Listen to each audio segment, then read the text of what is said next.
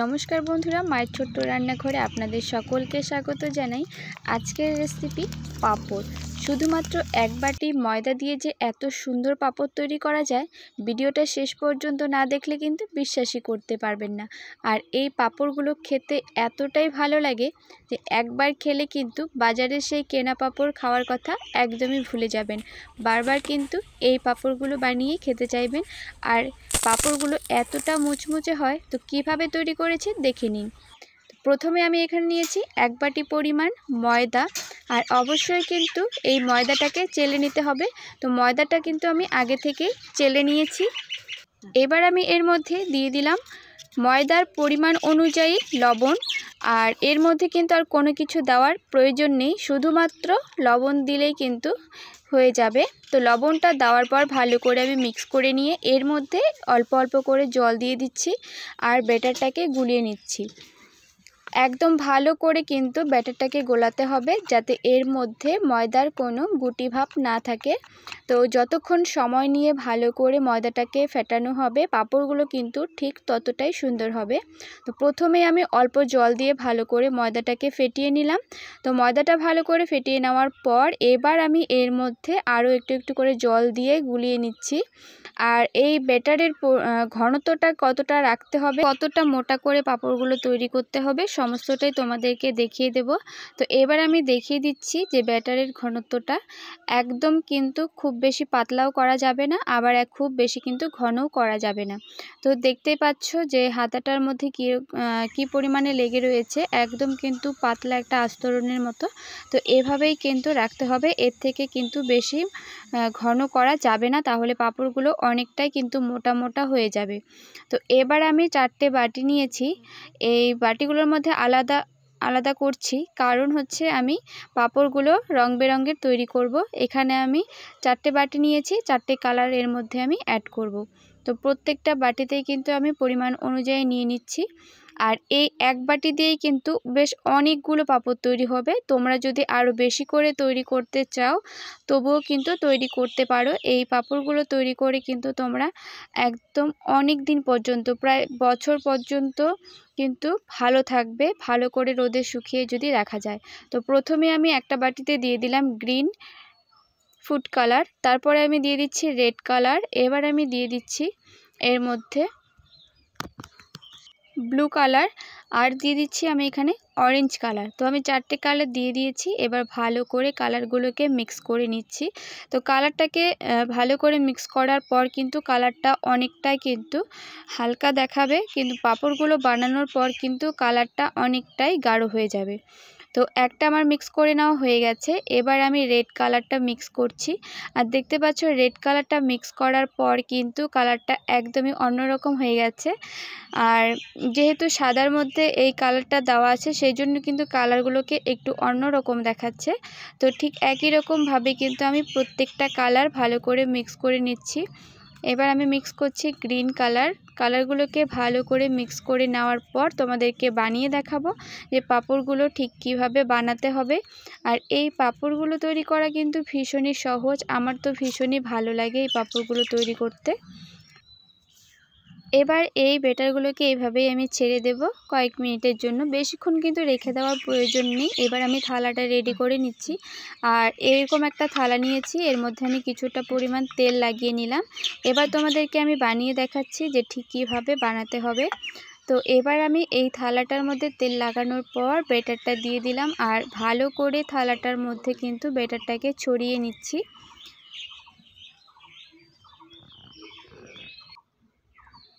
ভালো করে ছড়িয়ে নেওয়ার পর আমি কড়াইতে কিছুটা পরিমাণ জল আগে থেকেই বসিয়ে দিয়েছিলাম। জলটা কিন্তু বেশ গরম হয়ে ধোঁয়া উঠতে শুরু করে দিয়েছে। এবার এর ভেতরে একটা স্ট্যান্ড দিয়ে আমি বসিয়ে দিয়েছি থালাটা, তারপর ঢেকে দিয়েছি।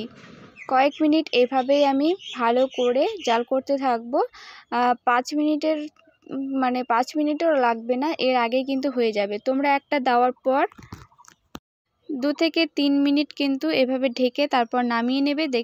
দেখলেই বুঝতে পারবে যে হয়ে গেছে। দেখবে অনেকটাই কিন্তু পাঁপড়টা ফুলে ফুলে উঠেছে, তখনই বুঝে যাবে যে হয়ে গেছে। একটা এদিকে হচ্ছে ভাপে দিয়েছি, আরেকটা আমি থালার মধ্যে রেডি করে নিয়েছি। এরকমভাবে দুটো থালা নেবে, একটা ভাপে বসিয়ে দেবে, আরেকটা রেডি করে নেবে, তারপর আরেকটা নামিয়ে এটা বসিয়ে দেবে। এরকম করে তৈরি করলে খুব কিন্তু তাড়াতাড়িভাবে তৈরি হয়ে যায়। তো দেখো ওটা রেডি করতে করতে কিন্তু এদিকে আমার একটা ভাপানো হয়ে গেছে। আর দেখতেই পাচ্ছ মাঝখানে কিন্তু একটু একটু করে সাদা সাদা হয়ে কিন্তু ফুলে উঠেছে, তখনই বুঝে যাবে কিন্তু যে পাঁপড়টা ভাপানো হয়ে গেছে। তো এবার আমি নামিয়ে নিচ্ছি। তোমরা ভালো করে লক্ষ্য করলেই কিন্তু বুঝতে পারবে। তো এটা ঠান্ডা হতে থাক, এতক্ষণে আমি এটা বসিয়ে দিচ্ছি। আর অবশ্যই কিন্তু থালাটাকে একদম সমানভাবে বসাতে হবে, যাতে উঁচু নিচু না হয়ে থাকে, তাহলে কিন্তু যে সাইডটা নিচু হয়ে থাকবে সেই দিকে কিন্তু বেটারটা চলে যাবে, আর অন্য সাইডে কিন্তু একদম পাতলা হয়ে যাবে। তো ঠিকঠাকভাবে থালাটাকে বসিয়ে তারপর কিন্তু ঢেকে দিতে হবে। 2 থেকে 3 মিনিটের মধ্যেই কিন্তু হয়ে যাবে। তো আমি ঢেকে দিচ্ছি। আর যেটাকে নামিয়ে রেখেছিলাম সেটা কিন্তু ঠান্ডা হয়ে গেছে। আর সাইডগুলোকে একটু একটা ছুরি দিয়ে এভাবে আমি ছাড়িয়ে নিচ্ছি।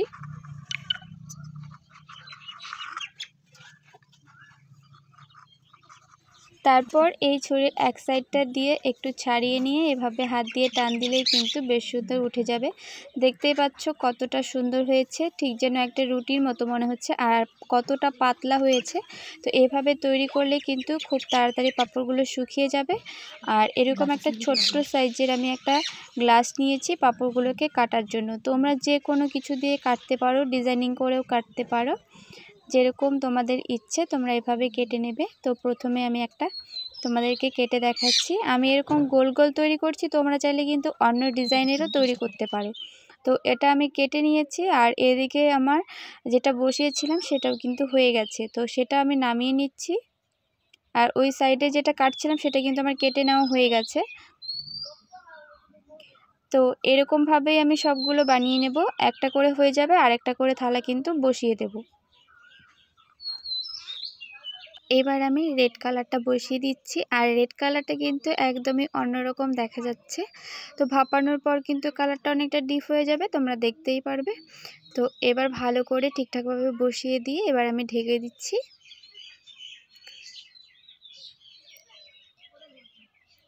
আর নীল কালারটা দেখতে পাচ্ছ একদম আকাশি কালারের মতন কিন্তু হয়ে গেছে। তো এবার এটাকেও আমি থালা থেকে উঠিয়ে নিলাম। তো ঠিক একই রকমভাবেই আমি সবগুলো কিন্তু ভাপিয়ে নেব। আর এবার তোমাদেরকে রেড কালারটা দেখিয়ে দিচ্ছি। তো দেখতেই পাচ্ছ এখন কিন্তু কালারটা অনেকটাই ডিপ হয়ে গেছে।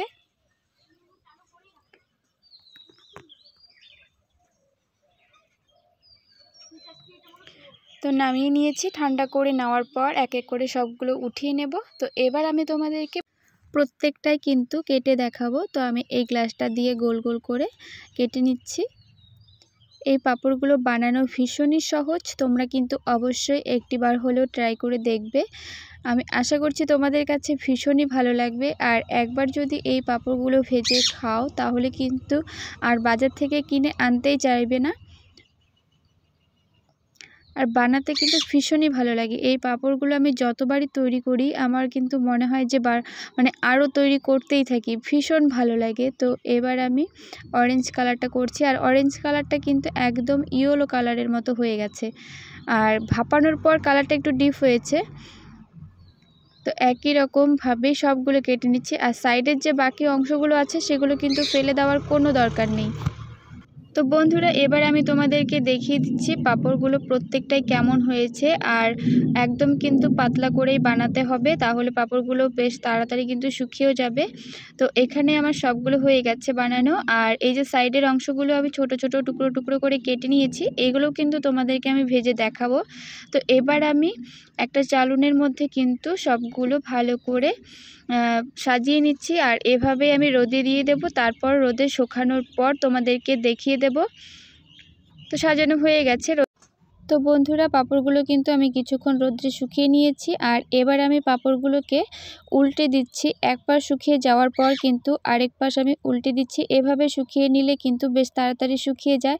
আর এখন কিন্তু যে মানে প্রচণ্ড রোদের তাপ, আর পাঁপড় শুকাতে কিন্তু বেশি টাইম লাগে না। তো একদিন মানে দুদিন শুকিয়ে নিলেই কিন্তু পাঁপড়গুলো বেশ সুন্দর শুকিয়ে যায়। একদিনে কিন্তু অনেকটা শুকিয়ে যায়, তোমরা দেখতেই পাচ্ছ। একদিনেই কিন্তু আমার অনেকটা পাঁপড়টা মানে শুকিয়ে গেছে। তবে তোমরা দুদিন শুকিয়ে নেবে। আর যদি ঘরে অনেক দিন সংরক্ষণ করে খেতে চাও তাহলে কিন্তু 3-4 দিন, 4 দিন লাগবে না, শুধু 3 দিন শুকিয়ে নিলেই কিন্তু হয়ে যাবে। তো দুদিনে আমি পাঁপড়গুলোকে শুকিয়ে নিয়েছি। এবার তোমাদেরকে আমি ভেজে দেখাবো। আর দেখতে পাচ্ছ পাঁপড়গুলো কতটা সুন্দর হয়েছে। আর শুকিয়ে যাওয়ার পর কিন্তু কালারটা অনেকটাই ডিপ হয়ে গেছে। যখন আমি ব্যাটারগুলোকে গুলাচ্ছিলাম কালারগুলো দিয়ে, তখন তোমরা নিশ্চয়ই দেখতে পেয়েছো যে কালারটা কতটা হালকা দেখাচ্ছিল আর এখন কতটা ডিপ হয়েছে বানানোর পর আর এবং শুকিয়ে নেওয়ার পর। আর সাইডের অংশগুলোও কিন্তু শুকিয়ে নিয়েছি, সেগুলো তোমাদেরকে আমি ভেজে দেখাবো। তো এদিকে সাইডে আমি কড়াইতে কিছুটা পরিমাণ তেল ভালো করে গরম করে নিয়েছি। তো একটা প্রথমে আমি দিয়ে চেক করে নিচ্ছি যে তেলটা ঠিকঠাক হয়েছে কিনা। তেলটা কিন্তু অতিরিক্ত গরম করা যাবে না, তাহলে কিন্তু পাঁপড়গুলো দেওয়ার সাথে সাথেই পুড়ে যাবে। আর এই পাঁপড়গুলো ভাজতে কিন্তু বেশি টাইম লাগে না, তোমরা কিন্তু খুব কম সময়ে ভেজে নিতে পারবে। শুধু তেলের মধ্যে ছাড়ার সাথে সাথেই কিন্তু পাঁপড়গুলো ফুলে উঠবে আর সাথে কিন্তু নামিয়ে নেবে। তো এবার আমি একটা ভেজে নিলাম। তো তেলটা কিন্তু আরেকটু গরম করতে হবে আর কি। তো আমি আবারও কিছুক্ষণ একটু তেলটাকে গরম করে নিয়ে এবার আবারও দুটো দিয়ে দিলাম। দেখতে পাচ্ছ এবার কিন্তু তেলের গরমটা কিন্তু একদম ঠিকঠাক আছে। তো পাঁপড়গুলো কত সুন্দর ফুলেছে, উঠিয়ে নিচ্ছি। ঠিক একই রকমভাবেই আমি সবগুলো তোমাদেরকে ভেজে দেখাচ্ছি। আর বন্ধুরা, এই পাঁপড়গুলো ভাজতে কিন্তু ভীষণই ভালো লাগে। আর একসাথে কিন্তু অনেকগুলো দিয়েই ভাজা যায়। তবে আমি তোমাদেরকে দেখানোর জন্য একটা একটা করে কিন্তু ভেজে দেখাচ্ছি। প্রথমে যে পাঁপড়গুলো ভাজলে কতটা বড় হয় আর কত সুন্দর ফুলে ওঠে। তো আমি কিন্তু প্রত্যেকটা পাঁপড়ই কিন্তু তোমাদেরকে ভেজে দেখাচ্ছি। যে আমি যতগুলো কালার তৈরি করেছিলাম সবগুলো কালারই কিন্তু ভেজে দেখাচ্ছি। তো এবার আমি তোমাদেরকে দেখাচ্ছি যে একসাথে 3-4টে দিয়েও কিন্তু বেশ সুন্দর ভেজে নেওয়া যায়। আর তেলের পরিমাণটা যদি বেশি দেওয়া যায় তাহলে কিন্তু একসাথে অনেকগুলো দিয়েই ভেজে নেওয়া যায়। আর পাঁপড়গুলো ভাজতে বেশি টাইমও লাগে না, শুধু তেলের মধ্যে ছাড়বে আর সাথে সাথে কিন্তু উঠিয়ে নেবে। আর প্রত্যেকটাই দেখতে পাচ্ছ কত সুন্দর ফুলে উঠেছে। একটু পাতলা করে পাঁপড়গুলো বানালে কিন্তু মানে বেশ তাড়াতাড়ি ফুলে ওঠে আর ভাজা হয়ে যায়। তো এবার আমি তোমাদেরকে এই সাইডের যে বাকি অংশগুলো আছে, যেগুলো ছোট ছোট টুকরো করে আমি শুকিয়ে নিয়েছি, এগুলো ভেজে দেখাবো। এই সাইডের অংশগুলোও কিন্তু ভাজার পর বেশ সুন্দর বড় বড় হয়ে যায়। আর এগুলো খেতে কিন্তু একই রকমের টেস্ট, কারণ একই জিনিস দিয়েই তো তৈরি করা হয়েছে, তাই না? শুধু দেখতে কাপড়গুলো, এগুলো সাইডের অংশগুলো, সেই জন্য টুকরো টুকরো। তো তোমরা কিন্তু সাইডের যে অংশগুলো আছে এভাবেই কেটে শুকিয়ে নেবে আর ভেজে নেবে। দেখো কতটা সুন্দর হয়েছে। তো আমি একই রকমভাবেই তোমাদেরকে সবগুলো পাঁপড় কিন্তু ভেজে দেখাবো। তো বন্ধুরা, আর তোমাদেরকে দেখাচ্ছি না। তো দেখতেই পাচ্ছ আমি কিন্তু অনেকগুলো ভেজে নিয়েছি। তো তোমাদের কাছে কিন্তু একটাই রিকোয়েস্ট, তোমরা কিন্তু অবশ্যই কমেন্ট করে জানাবে যে তোমাদের কাছে এই পাঁপড়ের রেসিপিটা কেমন লেগেছে। তোমাদের একটা লাইক, একটা কমেন্ট কিন্তু আমাকে অনেক অনেক উৎসাহ জাগায় নতুন নতুন রেসিপি নিয়ে আসার জন্য। তো তোমরা যদি এরকম আরও পাঁপড়ের রেসিপি দেখতে চাও অবশ্যই কিন্তু কমেন্ট করে জানাবে।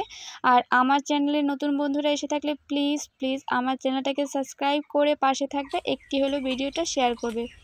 এবার আমি তোমাদেরকে একটা ভেঙে দেখাচ্ছি পাঁপড়গুলো কতটা মুচমুচে হয়েছে। তো ভালো লাগলে প্লিজ একটি লাইক করে দাও। আর ভিডিওটা শেষ পর্যন্ত দেখার জন্য সকলকে অসংখ্য ধন্যবাদ।